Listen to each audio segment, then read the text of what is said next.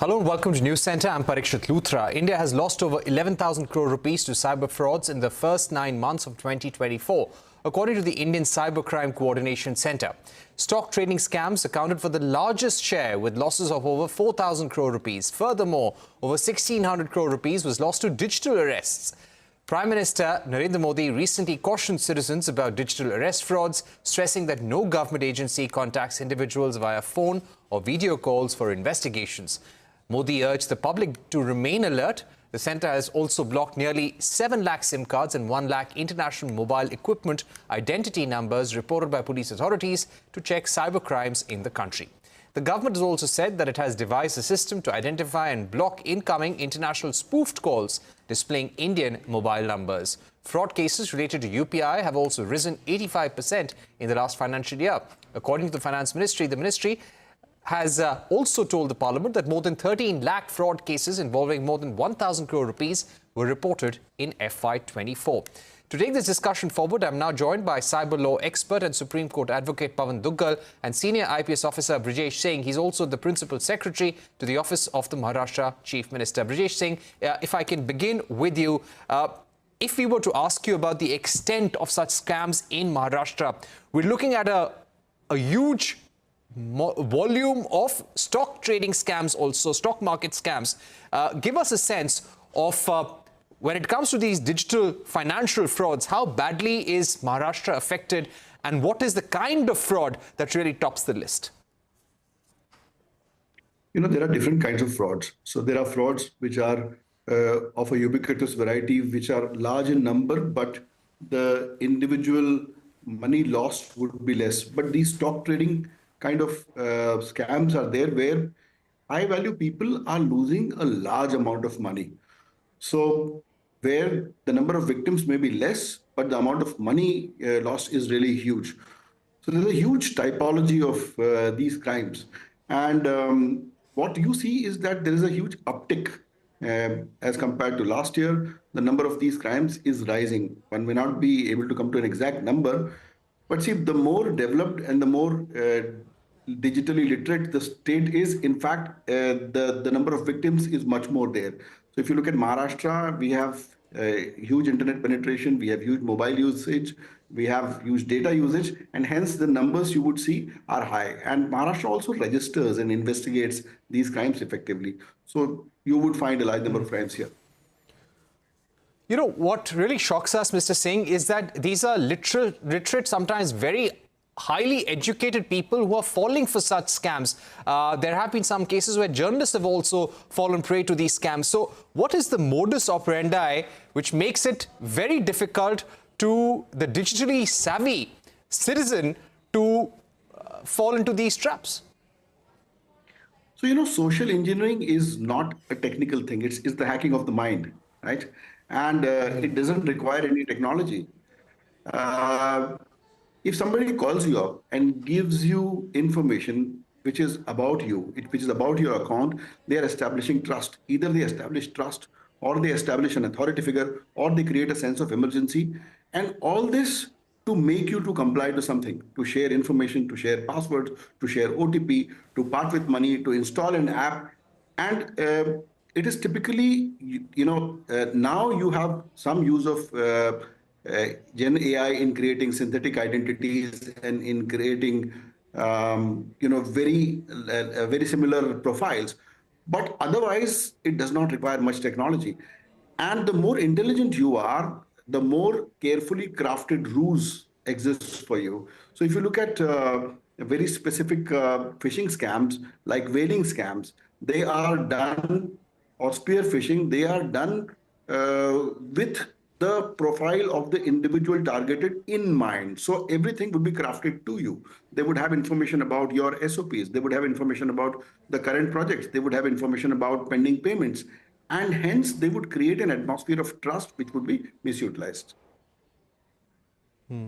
All right, that is important. Pavan Duggal, taking off from there, social engineering, as Mr. Brijesh Singh was saying, is not difficult. You can find out details about a person, his profile, the kind of work he's involved in. But this is dangerous, isn't it? Somebody knows what are my credit card spending patterns, where I have invested, in which project. what are some of the major mutual fund investments that I have? How does one get this information? How does one's privacy get compromised? And what are the things what someone should be very careful about when you get a call and somebody threatens you with a digital arrest or some sort of financial penalty? Well, clearly today, at the time when we talk, India doesn't have a data protection law. This is despite the fact that the Digital Personal Data Protection Act 2023 has been passed, but till today, it's not yet been implemented because the rules under the same have not yet been made. So in this context, it's now easy to go ahead and violate almost anybody's privacy. On top of it, although the Supreme Court has said that every Indian has got the fundamental right to privacy as part of the fundamental right to life, the fact still remains is that we don't have a law on privacy per se. In this context, it becomes easier for people to buy your and my data from a variety of sources, to go ahead and misuse the same. And that's the reason it's not just only used for cyber fraud, it's now used for AI-enabled crimes, whether it's deep fakes, whether it's digital arrest. The bottom line is very clear. Now, with the end of COVID-19, the golden age of cybercrime has already begun. And this golden age will be with us for the next many decades. On top of it, there's now another sociological phenomenon that's staring us. The fact that India is undergoing the great Indian vomiting revolution has only helped the cyber criminals, because Indians are vomiting data about their personal, professional, and social lives online. Combining with all this is yet another economic factor, which is the cybercrime as a service powered by artificial intelligence on the darknet. Now, once this kind of a dream comes true for cyber criminals, they are willing to experiment. They are willing to go ahead and do everything possible to target people. And right now, they have understood that cybercrime has become a cottage industry.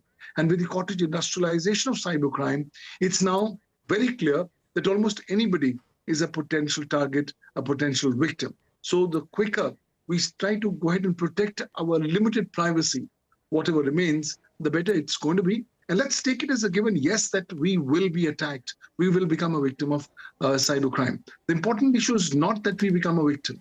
The important issue is, how do we come back to a state of normalcy as soon as possible? That's the reason the focus has to now shift onto a new platform, onto a new direction, which is that of cyber resilience. That's what will have to be done. Indians have lost lots of money. Only in digital arrests, Indians have lost more than about 2,000 crores in 4 months. Last year, the world lost more than $6 trillion to cybercrime. This year, by the end of 2024, we should be losing more than $8 trillion to cybercrime. But the figure is not stopping. Next year, we should be losing $10.5 trillion to cybercrime. Therefore, the focus will have to be, again, on capacity building, creating more awareness amongst users so that they can take cogent, practical cyber hygiene methodologies and steps to prevent themselves from becoming victims of cyber crimes.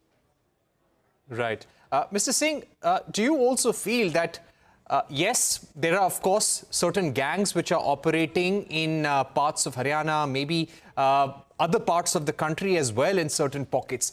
Now, is this like a cottage industry, or do you feel there could be a kingpin as well? In the past, we've also seen some trafficking, people leaving from India to places in Cambodia. These are Chinese-controlled SEZs. They go there thinking they're going to be working in a call center or they'll be working in some sort of a software company, but they get caught up in a phishing sort of a scam, or they are made to carry out crimes or financial crimes against Indian nationals. So is there a larger cross-border aspect to it, or these are just people in different pockets of the country carrying out such frauds? Parikshit, in fact, you've brought forward a very important issue. Cybercrime is today acquiring proportions of organized crime. So it's becoming cyber organized crime. And this concern about these SEZ compounds in Myanmar, in Laos, in Cambodia is very real. And there are thousands of Indians who are utilized to do this. So, and moreover, these people are educated. They are basically even IT professionals who are lured under the rules of getting good jobs. And then these are the people who know everything. They know your language. They can talk to you in an authoritative manner. And if you see the spate in digital arrest scams, I think it's mostly happening from there. The irony is that law enforcement in these countries, the whole legal framework and constitutional framework in these countries is weak. And that is why it is difficult to bring them down. A lot of wonderful work has been done in India about bringing these organized groups down. And you see every some days that there's a huge law enforcement raid on one of these huge call centers. One more trend I'm seeing is that there are certain call centers which mix legit and illegit work. So it would be a legit call center, Right. but probably a small section of that is running these illegit operations. See, but most of these things ultimately come down to our practices, like, for example, KYC, because these monies then go to money mule accounts, which basically have been secured using bad KYC. If we secure the KYC, I think a lot of the flight money will stop. Parikshit? Okay, we've run out of time, but Brijesh Singh and Mr. Pavan Duggal, thank you very much for joining us on the program. This has been an interesting discussion and we'll keep coming back to you in future for these topics. We're taking a break on that note, but when we return, we will be speaking about these issues that are there in the India-Bangladesh relations. Don't